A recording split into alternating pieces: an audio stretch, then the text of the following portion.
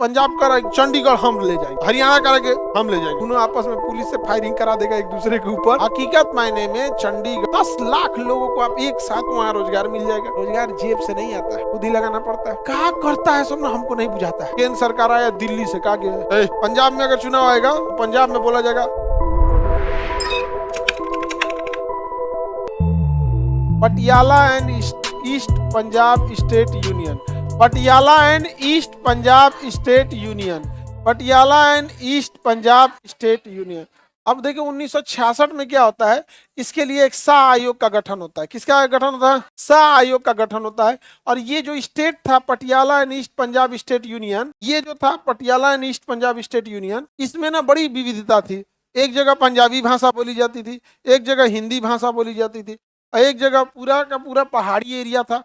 तो अजीब सा कल्चर हो गया था Patiala and east Punjab state union का। उसका ईस्ट ये दिख रहा है, इसका नाम क्या था? पेप्सू। क्या नाम था? पेप्सू नाम था। इस एरिया का नाम क्या था? पेप्सू। राज्य था, राज्य का नाम पेप्सू। अब इसमें ना क्या हुआ, शाह आयोग का गठन किया गया। तो शाह आयोग को कहा गया कि इसका कुछ सोल्यूशन निकालो भैया, आप यहाँ क्या कर रहे हो। तो शाह आयोग ने कहा कि देखिए भैया, जहां पंजाबी भाषा बोली जा रही है उसे बना देते हैं हम पंजाब, उसे क्या बना देते हैं? पंजाब। और जहां हिंदी भाषा बोली जाती है उसे बना देते हैं हरियाणा, जहां हिंदी बोली जाती है उसे बना देते हैं हरियाणा।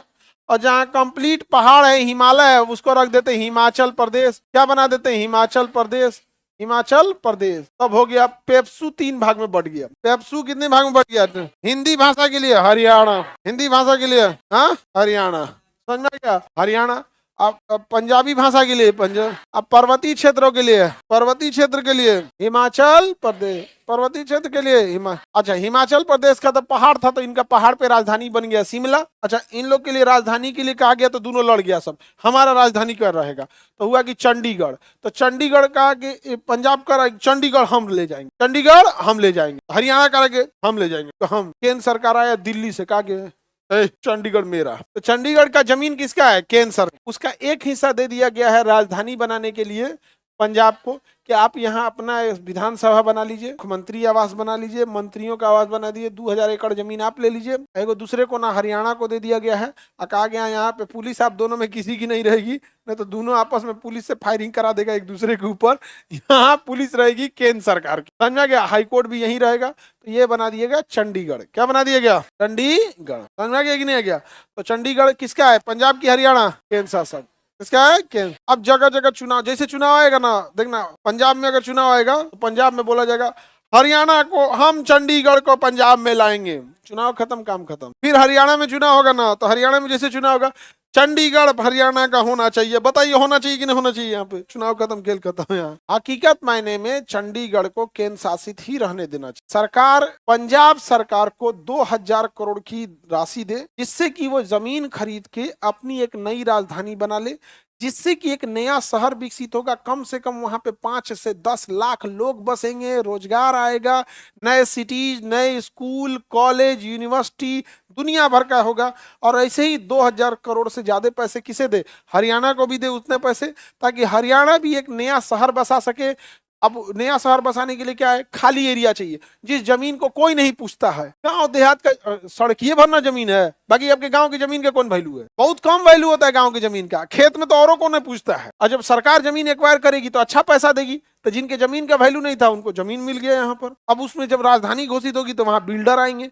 बिल्डर के पास, बिल्डर का था हम अपने जेब से पैसा थोड़ी लगाएंगे, बैंक हमको लोन देगा, जमीन हमको किसान देगा, मजदूर को डेली मजदूर का किराया हम देंगे, ताकि मटेरियल हम लगा देंगे यहाँ पे। तो कहेगा कि हम यहाँ 5 एकड़ में बिल्डिंग बनाना चाहते। किसान कहेगा जमीन या तो खरीद लो, किसान कहेगा महंगा देंगे, बिल्डर कहेगा 50 तल्ला बनाएंगे, हमरा से जमीन मत लो, रजिस्ट्री कर दो, डेवलपमेंट रजिस्ट्री, 20 तल्ला तुम्हारा, कुछ नहीं करना है, बस 2 साल बाद आना, 20 तल्ला ले लेना। किसान कहेगा और तेरी अब मकई के खेत ना बो, तो 20 तल्ला मकान में हम एसी में तो अब वहां बिल्डर लेगा 50 तल्ला बनाया, 20 तल्ला बनाया, उसमें 60% बिल्डर अपने रखा, 40% किसको दे दिया?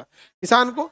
बिल्डर को जमीन मिल गया बिना खरीदे, किसान को फ्लैट मिल गया, अपना आधा वो रख लिया, मान के चलिए 30 तल्ला वो रख लिया, 20 तल्ला इनको दे दिया। अब एग्रीमेंट पे डिपेंड है, जमीन की अगर ज्यादा वैल्यू है तो 50-50 ले लेगा, ज्यादा अंदर है तो जमीन कम, वो तो वैल्यू के हिसाब से। अब इतना पैसा बिल्डर लाएगा कहाँ से?